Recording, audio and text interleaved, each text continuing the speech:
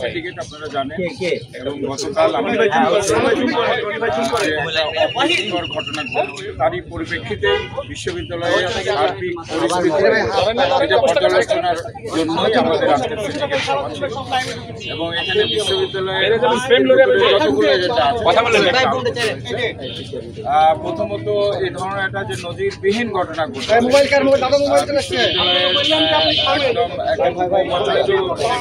শারীরিকভাবে তিনি লাঞ্ছিত হয়েছেন, এটার জন্য সিন্ডিকেট নিন্দা জ্ঞাপন করেছেন।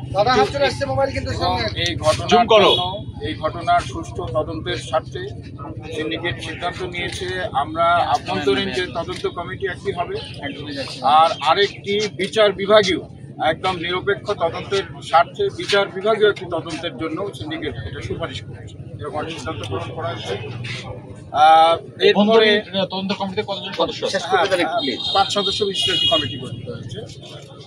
এরপরে সার্বিক আমরা এক ধরনের আশঙ্কা করছি, গতকালকে আমরা নানাভাবে যে খবর পাচ্ছিলাম আমাদের বিশ্ববিদ্যালয়ের আশেপাশের যে এলাকাগুলি এগুলোর সাথে এক ধরনের বিশ্ববিদ্যালয় কর্তৃপক্ষ অথবা ছাত্রদের কোনো ধরনের একটা গোলমাল মানে লাগিয়ে দেওয়ার একটা অপচেষ্টাও আমরা অবগত ছিলাম।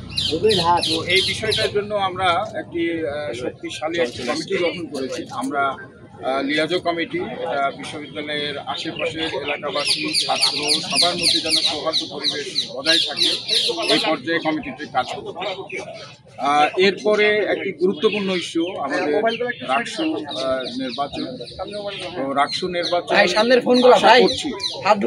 আমরা আশা করছি যথাসময়ে হবে। এখন পর্যন্ত আমাদের ছাত্র শিক্ষক কর্মকর্তা যারা রাকসুর সাথে সংশ্লিষ্ট আছেন তারা আজকে একটা কর্মসূচি তারা পালন করেছেন, কিন্তু রাকসু কার্যক্রমকে তারা আওতামুক্ত রেখে কাজ করছেন, এটা আমরা অত্যন্ত আশাবাদী।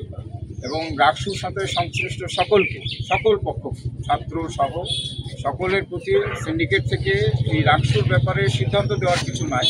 কারণ হলো যে ওটা একটা পৃথক বডি, স্বতন্ত্রভাবে কাজ করছেন, আমাদের এখানে সিদ্ধান্ত নেওয়ার কিছু থাকে না।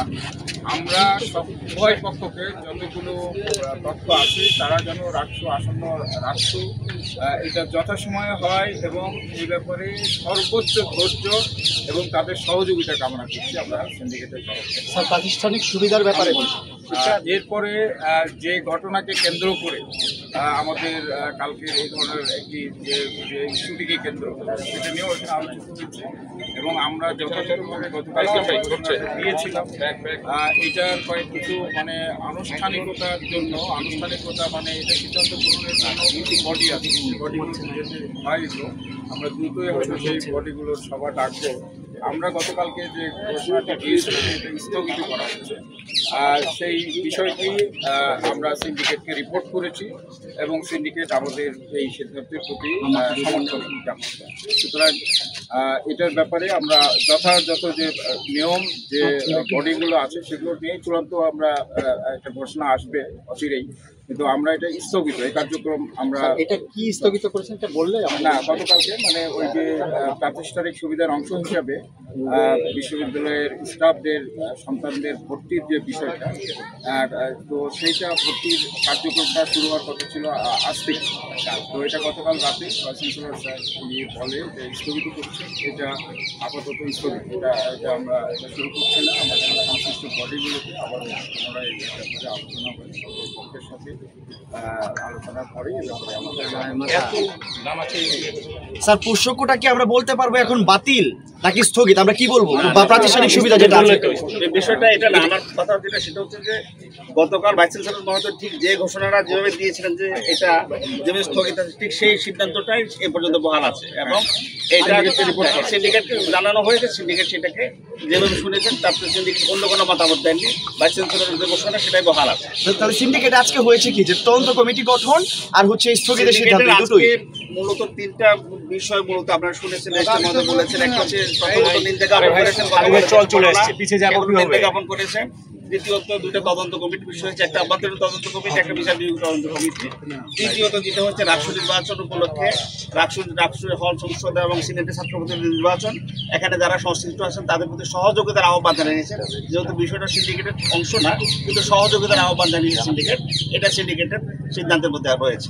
আপনি বাইরের একটা নিরাপত্তার কথা বলছিলেন যে অঞ্চল ভিত্তিক একটা নিরাপত্তার সন্দেহ ছিল, ক্যাম্পাসের ভিতরে নিরাপত্তাটার ব্যাপারে কোনো চিন্তা ভাবনা করেছেন? হীন হয়ে পড়ছিলাম এবং আমরা আমাদের ছাত্ররা আমরা কালকে কোনোভাবেই শৃঙ্খলা রক্ষাকারী কোনো ধরনের বাহিনীকে আমরা আমন্ত্রণ জানাইনি। ছাত্রদের মুখোমুখি তাদেরকে দাঁড় করতে পারি। আমরা আমাদের ছাত্ররাই আমাদের জন্য যথেষ্ট ছিল, কিন্তু আমরা কালকে যে ধরনের আচরণ লক্ষ্য করেছি তাতে আমরা সত্যিকার অর্থে, আমি ব্যক্তিগতভাবে আমি যেমনভাবে প্রশাসক হলেও আমি একজন শিক্ষক, আমি অত্যন্ত নিরাপত্তাহীন বলছি। ছাত্র শিক্ষক সবাই মানে যে ধরনের একটা ঘটনা ঘটছিল তাতে কিন্তু এটা আমার মনে হয় যে তৃতীয় পক্ষ একটা সুযোগ নিতে পারছে, যে কোনো ধরনের এখানে একটা আরো মারাত্মক কিছু হতে পারে। তো এটা নিয়েও আমরা সচেতন আছি এবং আমরা নিজস্ব কিছু প্ল্যান আমাদের আছে এবং আমরা সঙ্গে সংশ্লিষ্ট। শেষ প্রশ্ন, একটা কর্মসূচি বলছে এটা আরো এক্সটেনশন হতে পারে বলে তারা জানিয়েছে। রাষ্ট্র নির্বাচনে আপনারা তাদের নিয়ে কাজ করবেন, তারা আচরণ রাষ্ট্র কার্যক্রম আওতামুক্ত রেখে কিন্তু তারা যদি আওতামুক্ত থাকে আমরা আশা করতে পারি যে তাদের আমরা ক্লাস পরীক্ষা কি চলতেছে? ক্লাস পরীক্ষা তো তারা এটা কর্মসূচিটা হচ্ছে আমাদের শিক্ষক কর্মকর্তা কর্মচারীদের, তারা কর্মসূচি যেভাবে দিবে যারা তারা মানার বিষয় বিবেচনা করা। বিশ্ববিদ্যালয় কর্তৃপক্ষের জায়গায় রয়েছে, এটা বিশ্ববিদ্যালয় কর্তৃপক্ষ মানা না মানার বিষয় না। যাদের উদ্দেশ্যে কর্মসূচি ঘোষণা করা হবে তারা কতটুকু কি মানবেন না মানবেন তাদের বিষয়। তবে একটা সুখের খবর যেটা আপনারা শুনলেন সেটা হচ্ছে যে আমাদের রাষ্ট্র নির্বাচনের কার্যক্রমকে যারা আন্দোলন ঘোষণা করেছে বিশ্ববিদ্যালয় কর্মকর্তা কর্মচারী এবং শিক্ষকবৃন্দ, তারা রাষ্ট্র নির্বাচন কার্যক্রমকে তারা আওতার বাইরে রেখেছে। সেই হিসাবে আমরা মনে করি যে এর সাথে সংশ্লিষ্ট যে যেখানে আছে সব পর্যায়ে থাকুন, বিভাগ পর্যায়ে থাকুন, রিটার্নিং অফিসার হিসেবে থাকুন, পুলিং অফিসার হিসেবে থাকুন, যে যেখানে আছেন তারা ঠিক সেভাবে কাজ করার ক্ষেত্রে কোনো ধরনের প্রতিবন্ধকতা হবে না, এটা আমরা আশা করতে পারি।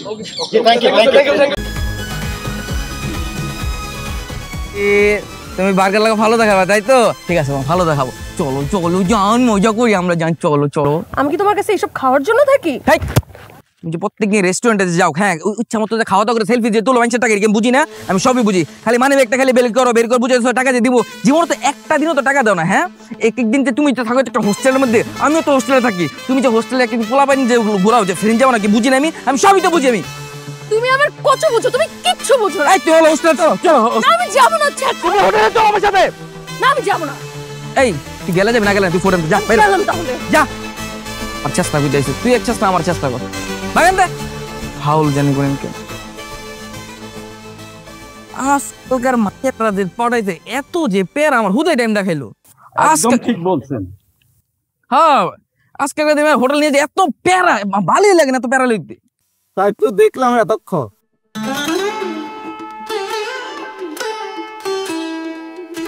আব্বা